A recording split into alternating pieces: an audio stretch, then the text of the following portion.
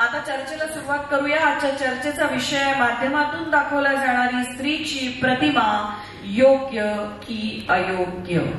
फार महत्वाचा विषय आणि मला खूप असं वाटतंय की स्त्रीची प्रतिमा जी दाखवली जाते सातत्याने अशा एका ठराविक पद्धतीची, त्याला आपण प्रेक्षक जबाबदार आहोत, कारण आपण ते आवडीने पाहतोय आणि म्हणून त्याला टीआरपी मिळतोय. तर हे मी आधीच सांगून टाकते आणि आता चर्चेकडे वळते. माझा प्रश्न असा आहे वैजुताई, मालिकांचा जो अजेंडा असतो किंवा तो मालिकांचा अजेंडा नसला, टीआरपी हाच फक्त अजेंडा असला, तरी स्त्रीचं जग संवेदनशीलतेने उलगडून आपण नाही दाखवू शकत का? नमस्कार. तुम्ही जो पहिलाच प्रश्न जो केलाय ना, त्याच्या आधी मला काय लेखक इथे बसलेलेच आहेत की अभिनेत्री इकडे खरबसलेली आहे. सगळ्यांना माहितीये की चॅनलचं काम कसं चालतं. तर त्यामुळे आपण जे म्हणताय की संवेदनशील दाखवू शकत नाही का, खरं म्हटलं तर लेखक किंवा दिग्दर्शक हे दाखवू शकतात, ते लिहितातही तसं, पण शेवटी सगळ्या दोऱ्या ह्या चॅनलच्या हातात असतात आणि त्यांचं चॅनलचं सुद्धा गणित जे असतं ते टीआरपीवर अवलंबून असतं. म्हणजे एखाद्या बाईला, मुख्य भूमिकेत असणाऱ्या बाईला सतत सहनशील दाखवायचं, सगळा त्रास सहन करते, सासू छळते, जाऊ छळते, सगळं. आणि ह्या सगळ्या ह्याच्यात मला आश्चर्य वाटतं की बाईच बाईला छळत असते या सगळ्या मालिकांमध्ये. आणि म्हणजे मला एक खरंच कळत नाही की आपण मध्यमवर्गीय मराठी प्रेक्षक जे बघतात, आपली संस्कृती अशी आहे का? खरं सांगा की आपण आपल्या घरामध्ये बायकांना असं वागवतो का, घरच्या स्त्रियांना?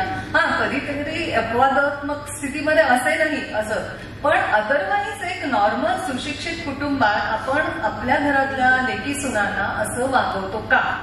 तर सगळं तुमचं काय म्हणणं आहे? असं वागवतो आपण? मग पण तरी पण अशा गोष्टी, अशा मालिका विशेषतः महिला वर्गच खूप आवडीने बघतात. मला ना, सॉरी मी डिस्टर्ब करते, पण मला कधी कधी परफॉर्म करताना प्रश्न पडतो की आपल्या समाजाच्या मनातली सुप्त इच्छा आहे जी त्यांना बघायला आवडते का, म्हणून हे दाखवतायत का, अशी भीती वाटायला लागते मला कधी कधी परफॉर्म करताना की खरंच हे लोकांच्या मनात आहे आणि खरंच त्यांना हे बघायला आवडतंय, म्हणजे कुठेतरी ते जपलंय त्यांनी, असं खरंच आहे का काय? पण वैजुताई, मला इथे अजून एक विचारायचं आहे. तुम्ही म्हणता तो मुद्दा बरोबर आहे, लेखक लिहितो वगैरे सगळं ठीक आहे, पण टीआरपी वाढतो म्हणून ही चॅनलची मागणी असते, पण मग निर्माता ती का पूर्ण करतो? निर्मात्याला आपलं सिरियल चालू ठेवायची असते. आणि आत्ताच्या घडीला तुम्ही म्हणाल ना, तर हे जे काही चॅनलचं सगळं चालू आहे कामकाज, त्याच्यामध्ये निर्मात्याला खूप कमी से असतो. टीआरपी कमी झाला तर मालिका बंद होते. त्यामुळे तर निर्माता चॅनलच्या लोकांच्या ह्याच्यातच असतो आणि लेखक किंवा दिग्दर्शकाच्या सुद्धा हातात फार काही नसतं, कारण कथा कशी पुढे जाईल हे सुद्धा चॅनलचे ईपीच ठरवतात.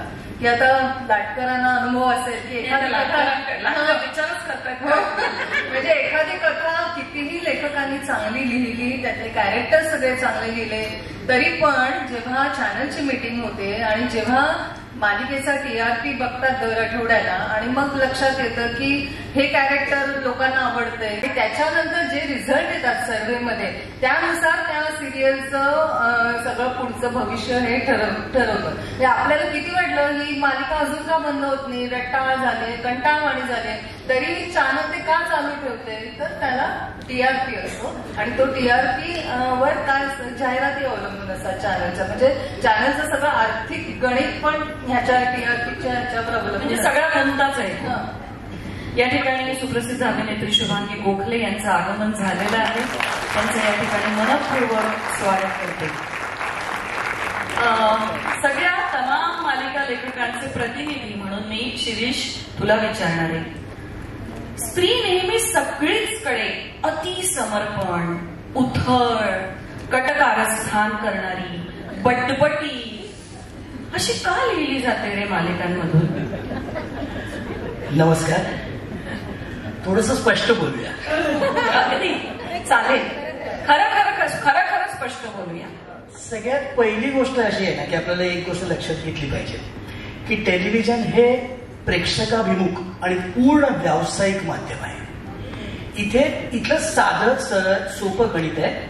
जे विकत घेतलं जाणार तेच विकलं जाणार, ह्या एकमेव तत्वावरती अख्खा टेलिव्हिजन चालतो. आता सगळ्यात महत्वाची गोष्ट, मगाशी अरुंधती मॅडम असं म्हणाले, संवेदनशील स्त्री का रेखाटली जात नाही. कोण म्हणतो आमची नायिका संवेदनशील नसते? एवढं रडायला संवेदन लागतं ना. आमची नायिका 100% संवेदनशील आहे. आता आधी तिचं म्हणणं की अशी मनातली सुप्त इच्छा असते का की आम्हाला असं करायचं, तर असं नसतं. मी फार अभ्यासावरती एका निष्कर्षावरती पोचलो होतो. सुरुवातीला मला प्रश्न पडायचा की सासू सुनांच्या मालिकांमध्ये जनरली सासू व्हॅम्प असते, विलन असते, आणि सून जी असते ती शोषिक असते, सहनशील असते. मला नेहमी हा प्रश्न पडायचा की सून बघते कारण की तिच्यामध्ये स्वतःला बघते, सासू का बघते? सासू स्वतःला व्हॅम्प का म्हणेल? खूप अभ्यासांती मला कळलं की ती पण सुनेतच स्वतःला बघते आणि सासू स्वतःला बघते. इतकं सिंपल गणित आहे.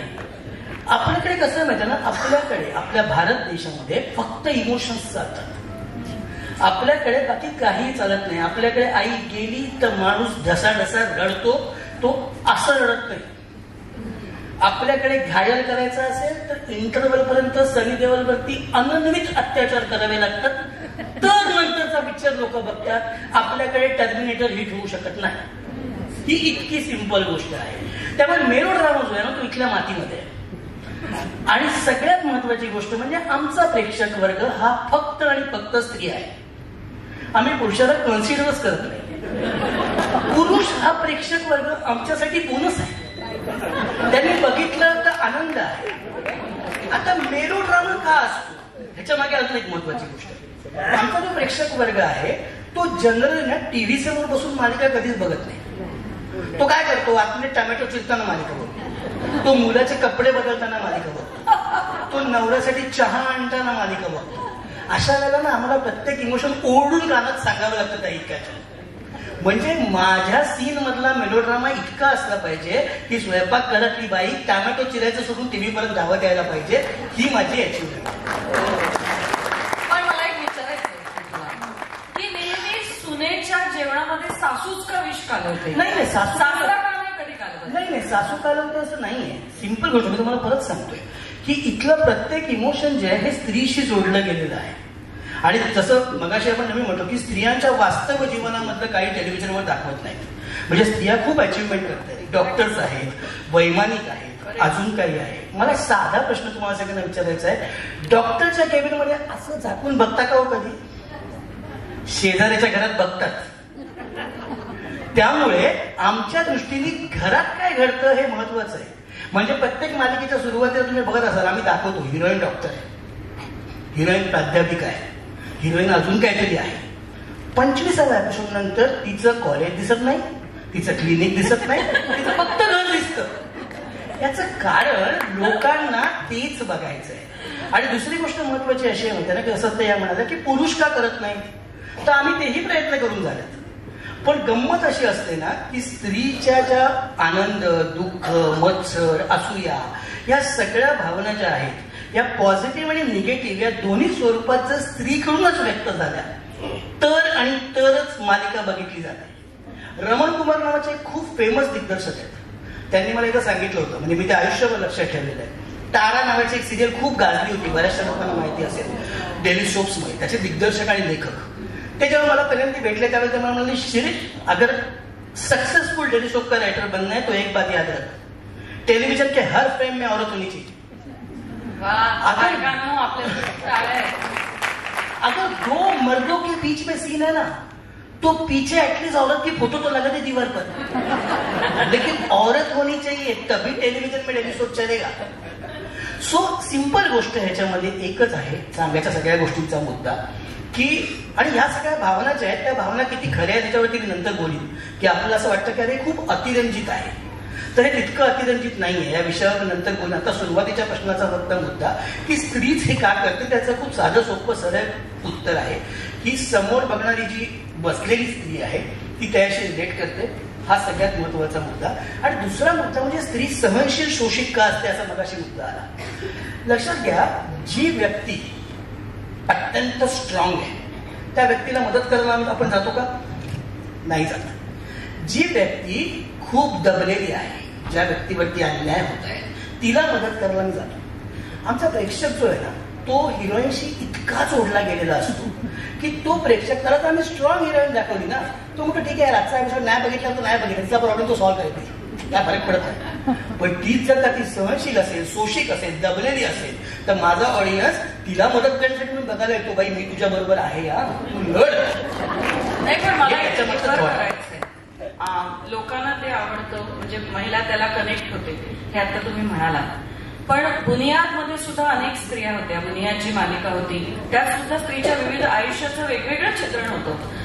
तमस सारखी मालिका होती, यात्रा सारखी मालिका होती, उडान स्त्रीच्या आयुष्यातली जी झेप आहे, कशा पद्धतीचं तिचं कॅरेक्टर कविता चौधरींनी उभं केलं होतं, तर त्यालाही पब्लिक कनेक्ट होतच होतं. मग तशा मालिका आपण का आता निर्माण 100%. याचं उत्तर मी तुम्हाला देतो. तुम्ही एक साध्या गोष्टीचा विचार करून बघा, ज्या वेळेच्या मालिकांच्या तुम्ही गोष्टी सांगताय मला आता, त्यावेळी टेलिव्हिजन सेट किती लोकांकडे होता? त्यावेळेला टेलिव्हिजन सेट 10 लोकांकडे होता. हा जो 10 लोक बघणारा वर्ग होता, हा वर्ग विचार प्रवण असलेला, हा वर्ग साहित्याचा अभ्यास असलेला, हा वर्ग थोडासा क्लासिक ज्याला आपण म्हणतो अशा पद्धतीचा होता. त्यानंतर त्या टेलिव्हिजनचा जो आवाका आहे तो वाढत गेला. 10 जणांचा टेलिव्हिजन 100 लोकांकडे गेला, 100चा हजारांकडे गेला, हजारांचा लाखोंकडे गेला. त्या सगळ्यांची अभिरुची त्याच्यामध्ये सामील झाली आणि त्या सगळ्यांची अभिरुची सामील झाल्यावर मी निश्चितपणे 10 लोकांच्या आवडीचं दाखवू शकत नाही, मला लाखोंच्या आवडीचं दाखवायला पाहिजे. आणि त्यामुळे तो जो संपूर्ण जो हे बदलत गेला, जो मेलोड्रामा त्याच्यामध्ये येत गेला, किंवा ज्याला आपण ओव्हर द टॉप ड्रामा म्हणतो, जो येत गेला तो त्यामुळे येत गेला. आणि आत्ता म्हणजे पिंपळपान आत्ता दाखवलं ना तर चालणार नाही पिंपळपान. याचं कारण पिंपळपान बघणारा जो वर्ग होता तो वेगळा होता. आत्ता जो वर्ग ज्यासाठी आम्ही टार्गेट ऑडियन्स ज्याला आम्ही म्हणतो त्या आहे. म्हणजे प्रेक्षकांची अभिरुची बदलली आहे असं म्हणावं लागेल का? प्रेक्षकांची अभिरुची बदलली म्हणण्यापेक्षा प्रेक्षक खूप सामील झाले. आणि माझं म्हणणं असं की चांगलं आणि वाईट ही खूप व्यक्तिसापेक्ष संकल्पना आहे. जे तुम्हाला चांगलं वाटतं ते मला वाईट वाटू शकतं, जे मला वाईट वाटतं ते यांना चांगलं वाटू शकतं. ज्या गोष्टी मला असं वाटतं अरे असं कुठे घडतं का, त्याच गोष्टीशी 500 किलोमीटर रोज चुलीपाशी बसते जे आजची रिलेट करत असते की माझ्या आयुष्यात असंच घडतं. त्यामुळे चांगलं वाईट या खूप व्यक्तिसापेक्ष कल्पना आहेत असं मला वाटतं. म्हणजे तुम्ही माध्यमांमध्ये अनेक वर्ष पत्रकार म्हणून काम करताय, एक पत्रकार या दृष्टिकोनातून मला प्रश्न विचारायचा आहे की स्त्रीचा विपरीततेशी मात करून आयुष्य जगतानाचा जो प्रवास आहे तो जर मालिकांमधून दाखवला तर टीआरपीला प्रॉब्लेम येईल असं वाटतं का तुम्हाला? मॅडम, मला एक सुरुवातीलाच एक सांगायचं की दुर्दैवानं मी काही काळ निर्माता होते आणि माझ्या या विधानाशी तुम्ही कदाचित सहमत असाल. माझा महाराष्ट्रामध्ये अविरत प्रवास झालेला आहे आणि सध्या आम्ही अशा व्यवस्थेशी संबंधित आहोत की आम्ही सतत जनमानसाची नाडी चेक करत असतो आणि त्याकरता अनेक यंत्रणा आमच्याकडे असतात. काय झालं माहितीये का की मालिकांचा बऱ्यापैकी आपल्यावरती थोपलं आहे आणि जे अतिरंजित आहे, जे कल्पनारंजन आहे ते महिलांना पाहायचंय. पण कुठेच ग्रामीण भागात नाही, शहरात नाही, अभिजन नाही, बहुजन नाही, कुठल्याच वर्गामध्ये मला असं वाटतं की 50% ज्या पद्धतीचं महिला पात्र रंगवलं जातं ते नाहीच. आणि ते कुणी दिलं माहितीये का आपल्याला? तर निर्माता असेल किंवा दिग्दर्शक असेल, काय नाही, एखादा बंगाली बाबू किंवा कोणीतरी असतो आणि तो ईपी असतो तो चॅनलचा की अरे हे चला. म्हणजे मला असं वाटतं बघा तुम्ही बऱ्याचदा तो मेकअप, ते दागिने, ते डायलॉग, तो सगळा बटबटीतपणा, तो अतिरंजितपणा हा हिंदीचा कॉपी केलेला असं वाटत नाही का? आणि मला असं वाटतं की ज्या लोकांना आपल्या टेस्टची माहितीच नाहीये त्या लोकांनी चालतंय म्हणून ते थोपलंय आणि चॅनलने सांगितलंय म्हणून लिहितोय आणि लोकांना आवडतंय म्हणून दाखवतोय. शेवटी काय की त्या टीव्हीच्या बॉक्समध्ये आपल्याला कल्पनारंजन किंवा जे सहसा आपण करू शकत नाही ते तिथं दिसताना आपल्याला छान वाटतं बघायला कदाचित. म्हणजे जे अस्तित्वात नाहीच ते पण पात्र काल्पनिकरित्या रंगवलं जात आहे. आणि मला एक गोष्ट या ठिकाणी सांगायची आणि ती अतिशय खरी आहे, ती मी जवळून पाहिली आहे.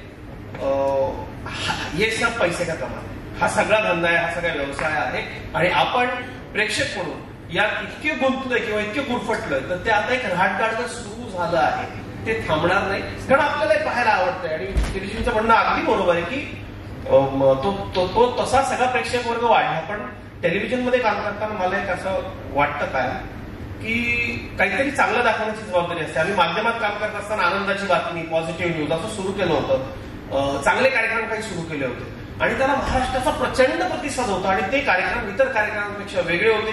आजही मला रस्त्यात भेटणारे लोक आवर्जून सांगतात, अरे तुमची सीमेवरची दिवाळी, सैनिकांबरोबरची दिवाळी मला आवडली. चांगलं दिलं तरी लोक लक्षात ठेवतात. म्हणजे तेच म्हणायचंय मला परत की तुम्ही जर चांगलं दाखवायचा प्रयत्न केला तर लोक हळूहळू त्याचा स्वीकार करतात. निश्चित. पण मग शिरीष जसं म्हणाला तसं की ते आवडतंय लोकांना म्हणून ते निर्माण केलं, इनडायरेक्टली निर्माण केलं जात आहे. एक छोटासा मुद्दा फक्त बोलतो, अजून मी खूप बोलतोय असं वाटेल, थोडासा बोलतो की चांगले प्रयोग टेलिव्हिजनला होत नाहीत का, तर 100% होतात, 100% होतात. मी स्वतः जीव तोडून प्रयत्न केलेले आहेत चांगले आणि वेगळे कॉन्टेंट देण्याचे. पण दुर्दैव असं आहे, मी मालिका क्षेत्राबद्दल बोलतोय स्पेसिफिकली, दुर्दैव असं आहे की मालिका क्षेत्रांमध्ये जेवढ्या म्हणून प्रोग्रेसिव्ह मालिका मागच्या 15 वर्षात झालेल्या आहेत, मी तो काळ म्हणत नाही पिंपळपानचा, मी त्यानंतरचा काळ म्हणतोय, मागच्या 10 वर्षाचा म्हणूया आपण, जेवढ्या म्हणून प्रोग्रेसिव्ह मालिका टेलिव्हिजनवर झालेल्या आहेत सगळ्या व्यावसायिकदृष्ट्या अपयशी ठरलेल्या आहेत. आजही म्हणजे 2007 मध्ये माझी सुपरहिट मालिका होती वहिनीच आहे. सुपरहिट होती, का सुपरहिट झाली आहे मलाही माहिती नाही, पण ती झाली होती. सुपरहिट मालिका 2007 ची वहिनी साहेब होती. आणि आजच्या घडीला ज्या मालिका नंबर 1ला आहेत त्याच्यामध्ये आपण नावं घेऊया, आता आई कुठे काय करते म्हणा, किंवा हे आपलं काय सुख म्हणजे काय असते म्हणा, किंवा वॉट एव्हरच्या काय, या सगळ्या मालिकांमधला ड्रामा 10 पावलंही पुढे सरकलेला नाही. आजही सिंपल गोष्ट आहे की माझी व्हॅब म्हणजे आपल्या दरवेळी असं म्हणतो ना की 200 एपिसोड नंतर ना जी वाईट बघणारी बाई असते ती सुधारते. 25 एपिसोड करताना ती पकडली जाते, मग ती सुधारते. त्या 25 एपिसोडमध्ये टीआरपी पडतो, 26व्या एपिसोडला ती कारस्थान करायला लागते, टीआरपी गुन्हा वाढतो. इतकं सिंपल आहे. नाही पण मला असं, मी परत ह्याच्यावर माझं दुमतच आहे की गंगाधर टिपरेसारखी मालिका काही माल मसाला नव्हता, आता शुभाताई समोर आहे, काही माल मसाला नव्हता, अतिशय निखळ. आणि मला वाटतं प्रत्येक महिला, मग ती कॉर्पोरेट क्षेत्रातली असू दे, ती वेगवेगळ्या क्षेत्रात खूप तिचं प्रस्थापित करू दे, आतून तिचं जे एक स्त्रीबीज असतं ते प्रत्येक स्त्री शुभाताईच्या त्या कॅरेक्टरला कनेक्ट होत होती. कारण ती बाहेर कितीही काम करत असली तरी घरात आल्यावर ती तिचा पदर असाच खचून कामाला लागते. आजही पुरुष बाहेरून आल्यावर टीव्ही पाहायला बसतो, कितीही काळ पुढे गेला तरी, आणि बाई किचन मध्ये जाते. त्यामुळे गंगाधर टिपरेसारख्या मालिकेशी प्रेक्षक काहीही माल मसाला नसताना इतकं गोड पद्धतीने त्यातले आजोबा, त्यातले बहीण भावंड, त्यातली आई, त्यातले वडील या सगळ्यांना कनेक्ट होत होतं. मग आपण असं कसं म्हणू शकतो की लोकांना हे गंगाधर टिपरेला कनेक्ट होतं. आणि hats off to Gangadhar Tipre team, ती माझी अत्यंत आवडती मालिका आहे.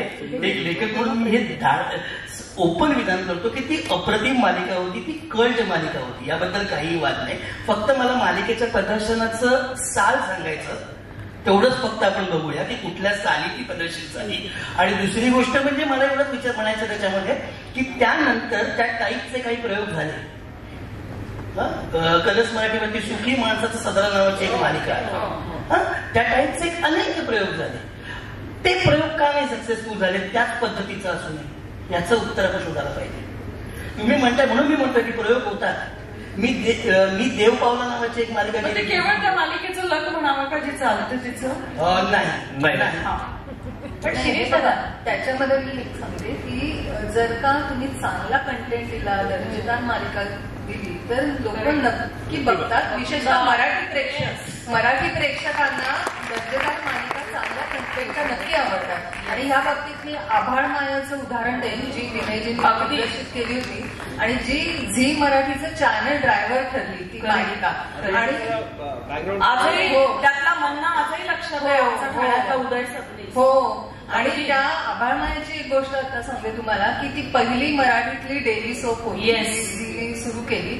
आणि त्यावेळेला असं होतं की दूरदर्शन एकच आधी होतं माध्यम, आणि मराठी मालिका 7:30 पर्यंत चालायच्या. आणि नंतर 7:30ला बातम्या आणि मग हिंदी चालू व्हायचे कार्यक्रम दूरदर्शनवर. आणि मग त्या काळामध्ये ही मालिका प्राईम टाइमलाच आपण लावायची, जेव्हा लोक आपले हिंदी बघायचे, मराठी प्रेक्षक. असा निर्णय विनयजी आणि तेव्हाचे चॅनलचे जे प्रमुख होते नितीन वैद्य या दोघांनी घेतला. आणि बघूया काय होतं, 8:30च्या प्राईम टाइमला आपण ही मराठी मालिका लावूया. आणि त्याप्रमाणे ती लावली त्यांनी 8:30च्या स्लॉटला. आणि बघता बघता ती मालिका इतकी लोकप्रिय झाली की आपल्या मराठी प्रेक्षकांनी हिंदी मालिका बघणं सोडलं. आणि मगाशी त्या ताराचा उल्लेख तुम्ही जो केला, तारा मालिका तेव्हा चालू होती हिंदी झीवर, तर त्याच्यावर टीआरपी कमी व्हायला लागला. तर त्या हिंदीच्या चॅनल प्रमुखांनी नितीन वैद्यनं सांगितलं, अरे कौन सा सीरियल लगा रहा है तुम 8:30 बजे, हमारा इधर टीआरपी पे अफेक्ट हो रहा है, तो उसका टाइम चेंज करो. तर पण विनयजी आणि नितीनजी ठाम राहिले, त्यांनी काही बदललं नाही आणि ती मालिका अतिशय चांगल्या पद्धतीने सादर केली. मी परत तेच सांगते की दर्जेदार दिलं, कंटेंटफुल दिलं तर कुठल्याही काळातला प्रेक्षक असो ते त्याचा स्वीकार नक्की करतात. लहान मुलांना कार्टून आवडतं म्हणून त्यांना सतत कार्टूनच दाखवायचं, त्यापेक्षा त्यांना वेगळं हटके काही दाखवलं तर हळूहळू त्यांना पाहिजे सवय होते. तसं आपण हळूहळू विषय बदलत गेलो तर लोक आपोआप बघतील आणि धंदा पुन्हा जोरात चालू. तुमच्या प्रश्नाचा मूळ गाभा, आम्ही बटबटीत स्त्री प्रतिमा विकतो आहोत, आता मी त्यातून पैसे कमावतो. मी त्याच्याचकडे येते. प्रिंट मीडिया अजूनही स्त्रीचं चित्रण लिखाणात न करताना फार जागरूकतेने करतं, फार अलर्ट राहून करतं. मी पण भरपूर वाचते, त्यामुळे मला सातत्याने ते लक्षात येतं की प्रिंट मीडिया अतिशय या बाबतीत अलर्ट आहे. पण मग त्याच्यात सुद्धा पत्रकार म्हणून मी मधुराला विचारते, तळागाळातल्या स्त्रीचं जगणं येतंय का समाजासमोर? नमस्कार, खूप चांगला प्रश्न आहे. मला वाटतं की ते तळागाळातल्या स्त्रीचं जगणं समोर येतंय, पण तिथे कुठेतरी दुर्लक्ष केलं जातंय असं वारंवार जाणवतं.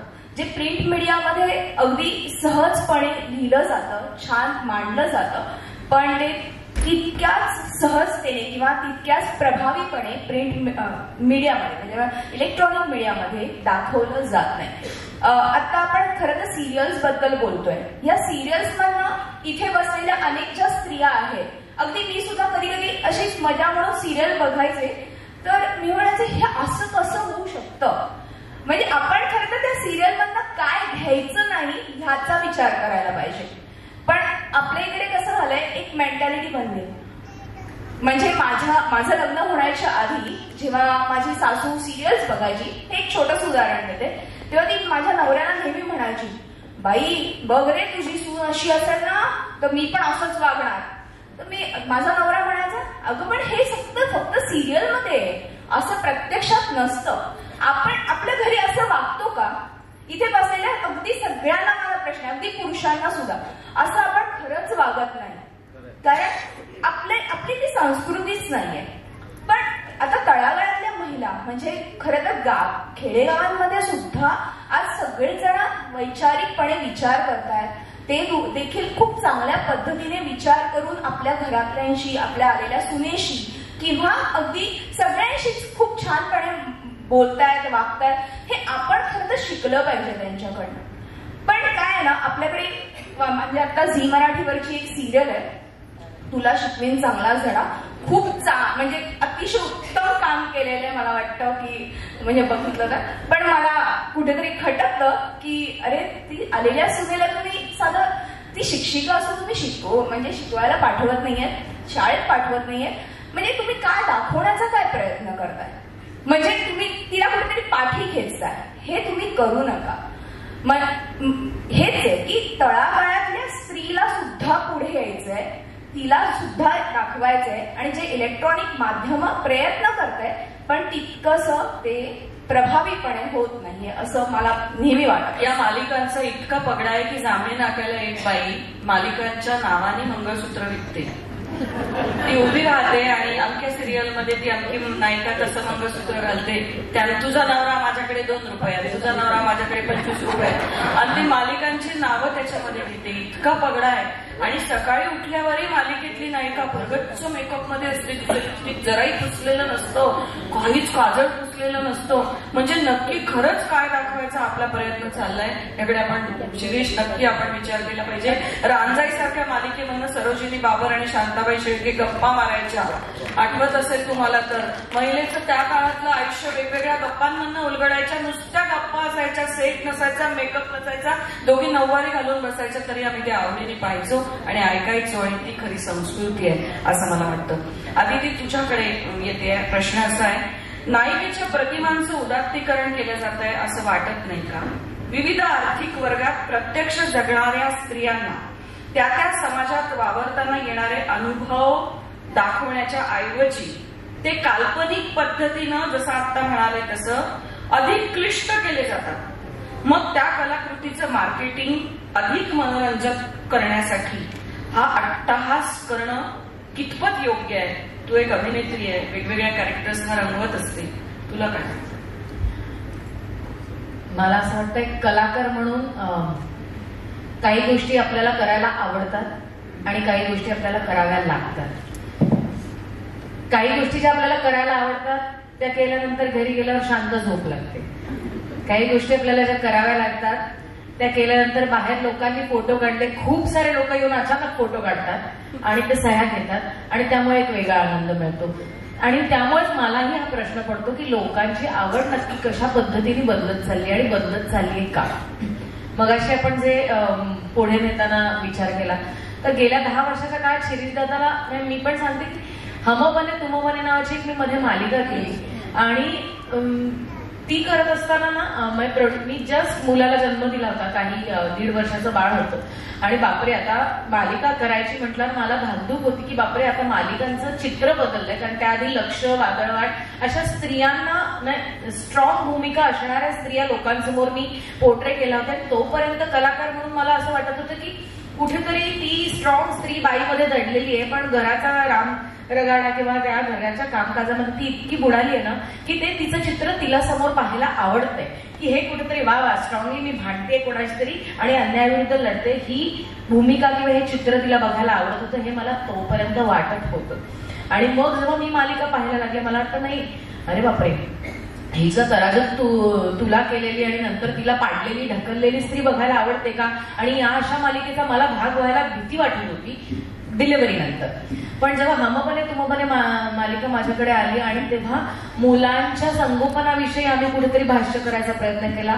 दुर्दैवाने शिरीषदाना म्हणाल तसं सोनी मराठी तोपर्यंत लोकांसमोर इतकं पोहोचलंच नाही की ती मालिका तेव्हा लोकांपर्यंत पोहोचली. पण सुदैवाच्या काळात आपला कोविडच्या काळामध्ये लोक जेव्हा घरी बसली होती आणि everything boils down to family आणि आपली व्हॅल्यूज आणि नॉर्म्स, आणि त्या काळात लोकांनी ती इतक्या प्रमाणात मालिका पाहिली की लोकांना एकत्र कुटुंब पद्धतीचं महत्व पटलं आणि त्यानंतर ते कॅरेक्टर लोकांना आवडतं. त्यामुळे तू म्हणतेस त्याप्रमाणे की उदात्तीकरण केलं जातंय असं वाटतंय. कारण त्यानंतर लगेच जी मालिका माझ्या वाटायला आली ती येऊ कशी तशी मी नांदायला मधली मालविका, मला माझी खात्री आहे की हम बने तुम बनेपेक्षा मालविका लोकांनी जास्त पाहिली असेल दुर्दैवाने. म्हणजे मला असं वाटतं मी माणूस म्हणून माझ्या नंडेच्या ह्याच्यामध्ये काचेचे चुरे करून घातलेत आणि त्याचे लाडू केलेत असं मी माझ्या स्वप्नात पण विचार करू शकत नाही. पण मी ते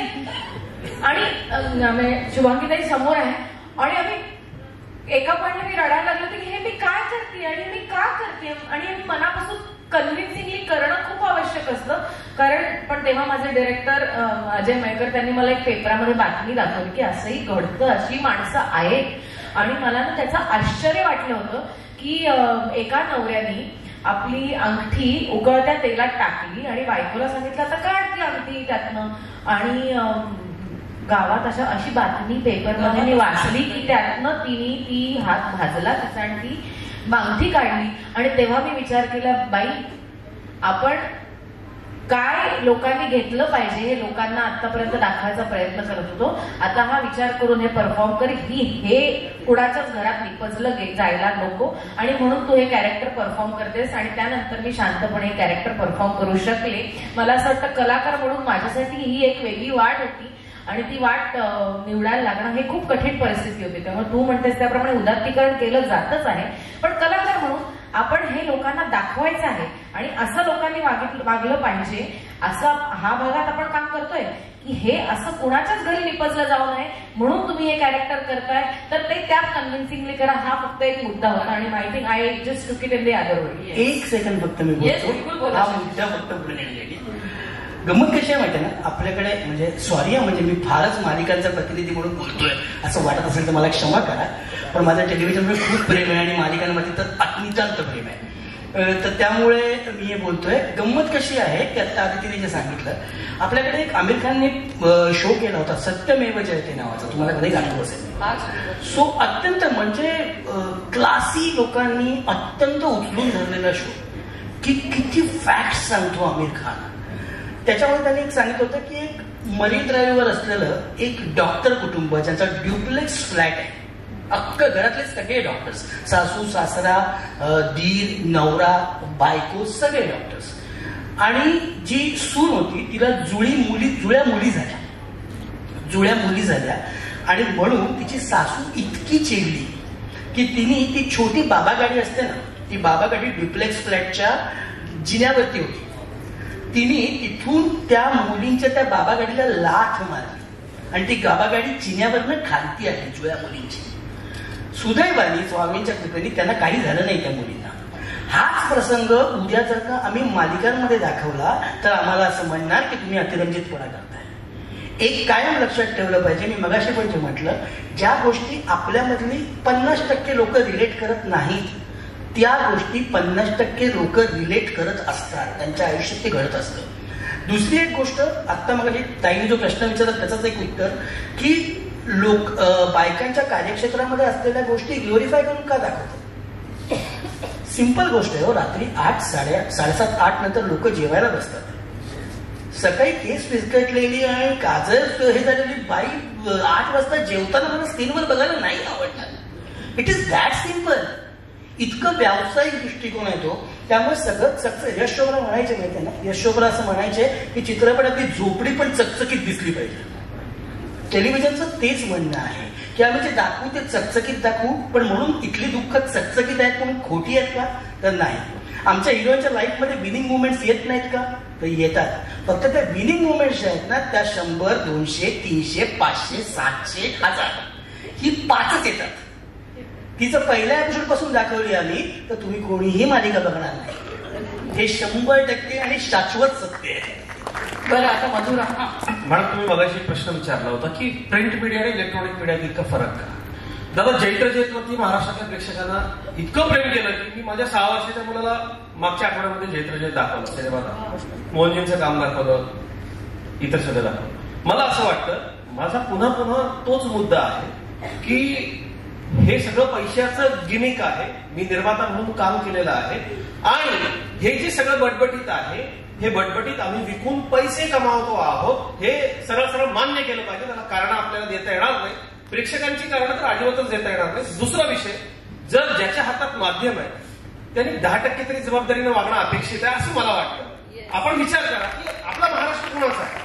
महाराष्ट्र लोकमान्य टिळकांचा आहे, आगरकरांचा आहे, फुल्यांचा आहे, साक्षरकी संपादकांचा महाराष्ट्र आहे. आणि मी इलेक्ट्रॉनिक मीडियात 15 वर्ष काम केलं आहे, मी संपादक होतो आणि तरी देखील मला या मंचावरून मला इलेक्ट्रॉनिक माध्यमांच्या बाबतीत इतकं सांगावं असं वाटतं, आम्ही उथळ आहोत आणि प्रिंट माध्यम अजूनही साक्षरकी संपादकांची महाराष्ट्राची परंपरा निभावत आहे.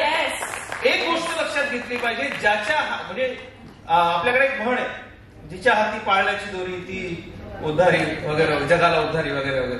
आज परिस्थिती किती बदलली, पण एक जबाबदारी आपल्याला अजिबातच विसरता येणार नाही की अभिरुची संपन्न अभिजन बहुजन आमचा प्रेक्षक बदलला म्हणून आम्ही हे केलं. मला असं वाटतं महाराष्ट्रानं कायम देशाला दिशा दाखवली आणि ती बौद्धिक क्षेत्रात तर जरा जास्तच दाखवली.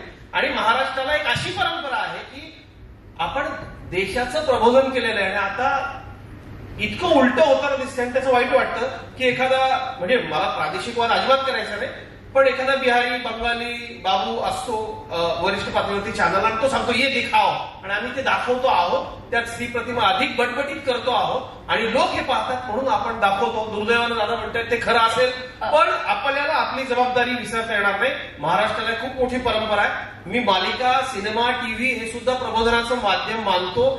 जर महाराष्ट्रातल्या धुरीणांनी ही जबाबदारी विसरली तर महाराष्ट्राचं वेगळेपण अवघड आहे. मला त्यावरच आधारित शिरीष मी येणार आहे तुझ्याकडे. तुझं झालंय बोलायचं? आणि मला असं वाटतं की महिलांची विशेषतः आपल्याकडे आजही मी माधवी देसाईंचं पुस्तक वाचताना माझ्या अनेकदा डोळे भरून येतात. मी पुरुष आहे, मी प्रेक्षक आहे. मला असं वाटतं तुम्ही बघाशी शांताबाईंचं नाव घेतलं. आपल्या महाराष्ट्राला किती मोठ्या विदुषी, इतक्या मोठ्या विदुषी आपण जर देशाला दिल्या असतील. आणि महाराष्ट्रातला प्रेक्षक अतिशय अभिरुची संपन्न आहे. तो फक्त शहरात आहे असं नाही, तो ग्रामीण भागात सुद्धा आहे. मी अनेकदा प्रवासामध्ये कुठेतरी पैनगंगेच्या काठी विदर्भामध्ये, गडिंग्लज कोल्हापूरच्या एखाद्या जंगलामध्ये, इतर ठिकाणी अपार ज्ञानसंपदा, ग्रंथसंपदा, अतिशय चांगला व्यासंग असलेली माणसं आणि खूप मोठ्या स्त्रिया पाहिल्या. त्यामुळं मला असं वाटतं की कुठतरी चुकतं. मधुरा, मला मी तुझ्याकडे येणार आहे. मधुरा, मला तुला एक विचारायचंय. तू झी टीव्हीची अँकर राहिलेली आहे वर्षभर. म्हणजे आम्ही अगदी छान कपड्यात पदर घेतलेल्या, पदर न घेतलेल्या, व्यवस्थित चापून पेन लावलेल्या मराठी निवेदिका, बातम्या देणाऱ्या वसंतीताई, आमच्या वासंती वर्तक, या सगळ्या अशा आमच्या मैत्रिणींना न्यूज देताना पाहिलंय. काळ कुठलाही असो, आम्हाला तेव्हाही तेच म्हणजे आवडायचं आणि आताही आम्हाला तेच आठवतं. परंतु आता चॅनल्सवरनं जेव्हा न्यूज देणाऱ्या तुझ्यासारख्या अँकर्स असतात त्या वर्षभर टाईट कपडे घालतात, वेस्टर्न पद्धतीचे कपडे घालतात आणि मग सणवार आले की सजून धजून तयार होतात. आता यातली खरी नायिका कोणती समजायची? दोन्ही खऱ्याच असतात. कसं आहे ना की कुठेतरी टाइम लिमिट असतं. नाही सांगा म्हणजे आता काय. आणि आम्ही पण वासंतीताई वर्तक असतील किंवा भक्ती बर्वे असतील ह्या सगळ्यांना बघतच मोठं झालेलो आहे. आणि अरुंधतीताई खरं तर हे खूप चांगला मुद्दा काढलाय, कारण की बरेच जण असं म्हणतात की काय तुम्ही ब्लेझर घालून बसता, हे काय तुम्ही साड्या वगैरे नेसायला पाहिजे. अगदी खरं आहे, पण कसं आहे ना, सकाळी 6-7 वाजताचं पहिलं बुलेटिन असतं. म्हणजे बऱ्याचदा असं होतं की आम्हाला आमची सोयीपर्यंत नाही, सोयीसाठी नाही, कसं आहे जेव्हा कम्फर्ट झोन असतो, शेवटी कसं आहे कम्फर्ट झोनही तितकाच महत्वाचा आहे. धावपळीचं थोडंसं माध्यम असल्यामुळे पटकन ब्लेझर चढवला की आपण बातम्या द्यायला मोकळे झालो, कारण एक पटकन. आणि माझ्या आजीकडे मी खूप वर्ष एकत्र काम करत होतो आणि मी सांगते अजित ना अगदी कधी कधी म्हणजे बाजूला घ्यायचा आणि 5 मिनिटं असताना बुलेटिनला यायचा, पण तो इतका भारी होता ना, म्हणजे तो स्टुडिओमध्येच तयार व्हायचा. ठीक आहे, म्हणजे त्याला चालू शकायचं, आम्हाला चालू शकायचं नाही तसं अर्थातच. पण साडीचा मुद्दा आला इथे. आम्ही अर्थात आपली संस्कृती जपण्याचा प्रयत्न आमच्या पद्धतीने माध्यमातून आम्ही नेहमी करत असतो. म्हणून जेव्हा सणवार येतात तेव्हा आम्हालाही असं वाटतं की अरे आपण सणवारी तर आपल्या घरी नाही येऊन, मग आपण ऑफिसमध्ये येऊन आपण छान गेटअप करून बातम्या द्यायला बसूया. बातम्या काय त्याच असतात, वेगळ्या काही नसतात, पण अल्टिमेटली तो एक फरक पडतो आणि कम्फर्ट झोन फार महत्वाचा आहे. इथे कुठेही म्हणजे अगदी वेस्टर्नाइज कपडे घालणं किंवा हे करणं असं नाही. आणि शेवटी अल्टिमेटली एक महत्वाचं म्हणजे मला सांगायचं अरुंधतीताई, आम्ही पण साध्याच असतो, जसे आदिती आहे आणि तुम्ही सुद्धा आहात. मला फक्त जाणून घ्यायचं होतं की याच्या मागचं काय कारण आहे. बुवा वर्षभर इतके टाईट कपडे असतात आणि सणावारी चांगल्या साड्या मिळत दिसतात, ते फक्त जाणून घ्यायचं. शिरीषकडे येते, शिरीषला बोलायचंय, पण त्याच्या आधी माझा मुद्दा आहे की मालिकांमधून नेहमी स्त्री द्वेष, मत्सर, राग या सगळ्या भावना तिच्याच ठाई एकवटलेल्या दाखवल्या जातात मॅक्झिमम सिरियल्स मधनं. या सगळ्या निगेटिव्ह भावना फक्त तिच्यामध्येच असतात का, पुरुषात नसतात? सगळ्यात महत्वाची गोष्ट म्हणजे अत्यंत काय म्हणूया त्याला, हे अत्यंत बायस विधान आहे. आमच्याकडे खूप पुरुष विलन असतात, भरपूर. त्याच्यात बायकांना ट्रिगर करणारे पण पुरुष असतात आणि बायका ज्यांच्यामुळे ट्रिगर होतात तेही पुरुषच असतात. ज्यावेळेला 2 बायका एका पुरुषासाठी भांडतात त्यावेळेला ट्रिगर करणारा पुरुषच असतो. आता अजितदादांच्या म्हणण्याचं एक थोडंसं एक्सटेन्शन दोन्ही गोष्टींचं एकेका वाक्यामध्ये. अजितदादा, मी पहिल्यांदाच बोललो हे व्यावसायिक माध्यम आहे, त्यामुळे हे पैसे कमवण्याचं माध्यम आहे, याच्याबद्दल कोणाचंही दुमत असायची गरज नाही, शक्यता नाही. दुसरी गोष्ट, सणासुदीला अँकर्स साडीमध्ये काय येतात. कम्फर्ट हा एक भाग आहे, पण सिंपल गोष्ट आहे. ते सण जे असतात ना ते वातावरण एनकॅच करायचं असतं, कारण टीआरपी त्यांना पण असतो. सिंपल, इतकं सिंपल आहे. आमच्याकडे ज्याप्रमाणे आम्ही मालिकांमध्ये सण एनकॅच करतो तसे ते पण ते न्यूज चॅनलवरती सण एनकॅच करतात. सर, ह्यामध्ये अजून एक, आता झी24 तासने काही अँकर्सला साड्यांमध्ये प्रेझेंट करण्याचा प्रयत्न करतात ते, आणि त्या साड्या नेसून बसतात. पण माझ्या मैत्रिणी ज्या आहेत त्या आता सकाळी 6 वाजताच्या शिफ्टला येतात, त्या म्हणतात मधुरा एवढी धावपळ होते ना आमची साडी नेसेपर्यंत, कधी कधी कारण 5 मिनिटं आधी तुम्हाला स्टुडिओमध्ये जावं लागतं. तुम्हाला जरी 7 वाजता बातम्या दिसत असल्या ना, तिथे आम्हाला एक ऑडिओ टेस्ट असते, तिथे सेटअप करणं असतं. हे सगळं होईपर्यंत एक साधारणतः 10 मिनिटं आधी जाणं म्हणजे फार इम्पॉर्टंट आहे. मग ह्यासाठी तो कम्फर्ट झोन असतो. अर्थात तो टीआरपी एनकॅश करायचा आहे की नाही तो भाग वेगळा. बरं, आता याच्यावर मी एक सोपा मार्ग तुझ्या थ्रू तुझ्या सगळ्या मैत्रिणींना सांगते. जेवढा वेळ टाईट पॅन्टचं बटन लावायला लागतो तेवढाच वेळ शिवलेली साडीचं बटन लावायला पण लागतो. तर साड्या जर शिवून घेतल्या तर हा प्रश्न नक्कीच सॉल्व्ह होईल. आणि मी तो सल्ला करते, म्हणजे जर मला एका आमच्या निवेदनाच्या कार्यक्रमात 3-4दा साड्या बदलायच्या होत्या तर मी आतमध्ये जाऊन अक्षरशः एका सेकंदात बाहेर आतमध्ये येत होते स्टेजवर. फक्त मी पॅन्टचं जसं आपण हुक लावतो तसं साडीचं हुक लावत होते. सो तो मुद्दा नक्की माझा पोहोचो आणि या मुद्द्याला नक्कीच याच्यातनं मार्ग निघेल. खूप चर्चा छान रंगतेय, ती संपू नये असं वाटतंय. सगळ्यांना एक एक वाक्य शेवटी बोलायला मी नक्की देणार आहे. खरं तर मला खूप मस्त मजा येते. ऑडियन्स मधनही लोकांना प्रश्न असतील पण मी आता ते घेत नाही, कारण याच्यानंतरचा बक्षीस वितरण सोहळा देखील तितकाच महत्वाचा आहे आणि तुम्ही शेवटपर्यंत थांबाल की नाही माझ्या मनामध्ये धाकधूक आहे एक ऑर्गनायझर म्हणून. त्यामुळे तोही विचार मला करणं भाग आहे. परंतु इथे सगळ्या मान्यवरांमध्ये आमच्या मेधाताई सोमण उपस्थित आहेत, आमच्या भारतीताई मेहता उपस्थित आहेत, सुजाता मराठे आहेत, आमच्या पद्मा हुशिंग आहेत, कालचे मान्यवर परीक्षक उपस्थित आहेत, आमच्या शिवानी गोखले ज्या तडफदार लेखिका आहेत त्या या ठिकाणी उपस्थित आहेत. या सगळ्यांचं या माध्यमातून स्वागत करते. मला जेवढी समोर मंडळी दिसत आहेत ती नावं मी घेते, कोणाचं राहिलं असेल तर क्षमा करा. शेवटाकडे जायच्या आधी एकच वाक्य प्रत्येकाने काय वाटतंय ते बोला आणि मग चर्चेला थांबवूया. म्हणायचंय, मी टीव्ही मालिकांबद्दल म्हणतो की कसंही तुम्हाला जरी वाटत असलं की आमच्या मालिकांमधली स्त्री जी आहे ती बटबटीत आहे, मेलोड्रामॅटिक आहे, तरी सुद्धा आमची प्रत्येक मालिका ही वुमन एम्पॉवरमेंट वरतीच असते. शेवटी आमची नायिका जिंकते, खलनायिका जिंकलेली एकही मालिका आजपर्यंत झालेली नाही. तिला जिंकण्यासाठी आम्ही फक्त स्ट्रगल वापरतो, कारण कृष्णाने पण सांगून ठेवलंय सत्याचा विजय शेवटी. बोल अजित बोल. खलनायिका ही पण स्त्रीच असते ना, पण मग तिला तरी तिच्यातली खलनायिका अशा पद्धतीने कशाला जागरूक करता. अरुंधतीजी, मला इतकंच सांगायचं की कुठलंच क्षेत्र म्हणजे जगाला स्त्रीशिवाय पूर्णत्व नाही, तसंच या क्षेत्राचं आहे. आणि माझ्या या विधानाला आपण असं न घेता मी खरंच तुम्हाला सांगतो की म्हणजे ज्याचा काही मी परवा आपली भट आघाडीचे नायिका काय आलिया भटला ब्रँडेड स्प्राईट नावाच्या दारूची जाहिरात काय संबंध आहे त्याचा. म्हणजे स्त्रीला शेवटी तुम्हाला स्त्री शक्तीशिवाय पर्याय नाही असंच दिसतंय आणि त्यातून प्रत्येक जण आपापले हेतू सगळे साध्य करत असतो. मला फक्त इतकंच सांगायचं जबाबदारीनं एक पत्रकार म्हणून, एक सजग सामाजिक कार्यकर्ता म्हणून, की आपण या सगळ्याकडे कुठेतरी ते इतक्या वेळाला जाईल इतकी आपण आता वाट पाहू नये, थोडेसे चांगले प्रयोग केले पाहिजे. Very good. वैजयंतीताई, तुमच्यापासून आपण समारोप करूया चर्चेचा. बोला.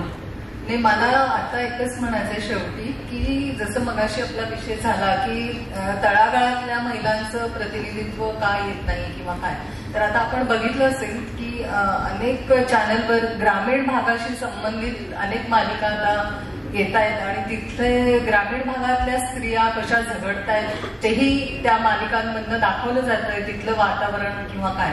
आणि आता आपण म्हणतोय की ग्रामपंचायत लेवलला महिला काम करतायत, 50% आरक्षण आहे त्यांना. अनेक शेतकरी महिला अनेक आहेत की त्या बरेच प्रयोग करतायत त्यांच्या शेतीत. आणि विशेषतः मला उल्लेख करावा लागेल की विदर्भ किंवा इतर मराठवाड्यामध्ये अनेक शेतकरी कर्जाला कंटाळून आत्महत्या करतात, पण त्यांच्या बायका त्या झगडतायत, मुलांना वाढवतायत, शेती सांभाळतायत. तर त्यामुळे अशा बायकांना पण आपण प्रतिनिधित्व दिलं पाहिजे आपल्या मालिकांमधनं. त्यांच्यावर आधारित काही मालिका आल्या पाहिजेत असं एक मला वाटतं. आणि दुसरं, आता अजित जे म्हणाले की आपली पण काही जबाबदारी आहे किंवा केवळ व्यवसाय किंवा पैसा हा बघू नये चॅनलनी, तर मला झी मराठीचा ह्याच्यासाठी मुद्दाम उल्लेख करावा असं वाटतो की दरवर्षी गेली 10 वर्ष उंच माझा झोका हा पुरस्कार झी तर्फे दिला जातो, जी एक मालिका रमाबाई रानड्यांवर झाली. आणि ती मालिका संपल्यानंतर झी मराठीने हा पुरस्कार सुरू केला. आणि वेगवेगळ्या क्षेत्रात काम करणाऱ्या महिलांना, तळागाळातल्या महिलांना हा पुरस्कार दरवर्षी दिला जातो. आणि मला सांगायला अतिशय आनंद होतो की त्या सगळ्या बायकांचं संशोधन मी करते. तर त्यामुळे ही एक जबाबदारी. आणि त्या कार्यक्रमाला टीआरपी नाही हे पण मुद्दाम सांगते मी.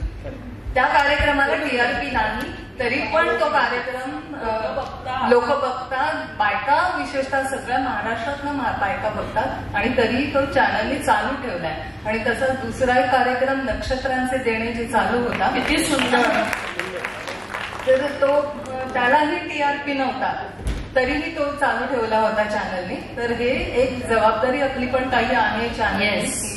म्हणजे केवळ व्यवसाय असं न करता तुम्ही चांगलं दिलं तर लोक चांगलं बघतात. शिरीष, हेच मला परत ते फक्त बाजूला दिलं जातं.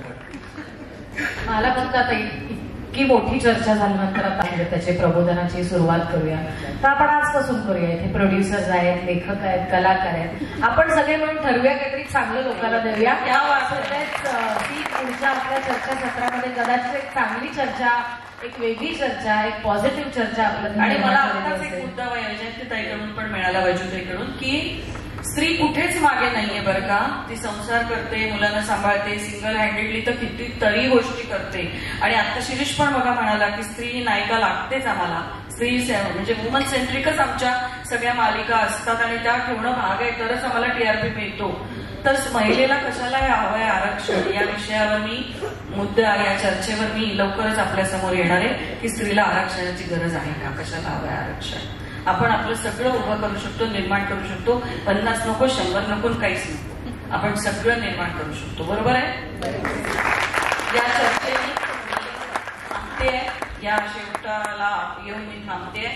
आज शिरीष, आम्ही सगळ्यांनी तुझ्यावर आक्रमण नाही केलं असं मला वाटतं, पण तू आम्हाला सगळ्यांना पुरून उरलास. आणि माझ्या सगळ्या प्रश्नांची उत्तरं तू तुझ्या पहिल्याच प्रश्नात देऊन टाकली होती, त्यामुळे मी माझे सगळे प्रश्न वळवले. पण फार सुंदर चर्चा झाली. अजित, मधुरा, आदिती आणि वैजूताई सगळ्यांनीच फार मस्त छान चर्चा घडवून आणली. मनपूर्वक धन्यवाद. या ठिकाणी चर्चा झाल्याबरोबर काही प्रेक्षक निघालेत. त्यांना मला विचारायचंय की अहो, बक्षीस वितरणाचा सोहळा सुद्धा तितकाच महत्वाचा आहे. घरी राहून स्वतःचे छंद जोपासणाऱ्या महिलांचे हे पुरस्कार आहेत. जाऊ नका, फ्रेश होऊन परत या. पुढची सूत्र ह्याच्या नंतरच्या कार्यक्रमाच्या ज्या 2 निवेदिका आहेत त्यांना सुपूर्द करते आणि लगेचच बक्षीस वितरणाकडे मी वळणार आहे. अरुंधतीजी, आपल्या परवानगीने फक्त 2च शब्द मला बोलायचे. ठाण्याच्या माजी महापौर आमच्या वहिनीसाहेब मीनाक्षीताई शिंदे इथे आहेत. राज्य सरकारचे प्रतिनिधी आहोत आम्ही सगळे. सुजयजी आहेत, कुणालजी आहेत, मी आहे. एकदम जोरदार टाळ्या विद्या वाचस्पती अरुंधतीजी यांच्याकरता. आपण सगळ्यांनी जोरदार टाळ्याचा कडकडाट करावा. मी ज्या शहरामध्ये राहतो त्या शहरामध्ये अशी माणसं आहेत. मला याचा खूप मनापासून अभिमान वाटतो. आणि एक स्त्री, खरं तर संबंध महाराष्ट्र मी फिरतो, पण जितक्या वैविध्यपूर्ण आणि वैशिष्ट्यांना नटलेले कार्यक्रम आपण ठाण्यामध्ये घेता, ठाण्याचं सांस्कृतिक वैभव वाढवणारी आपल्यासारखी संस्था मी आपल्याला म्हणेन. आपण ठाण्यामध्ये आहात, मला आपला अतिशय अभिमान वाटतो.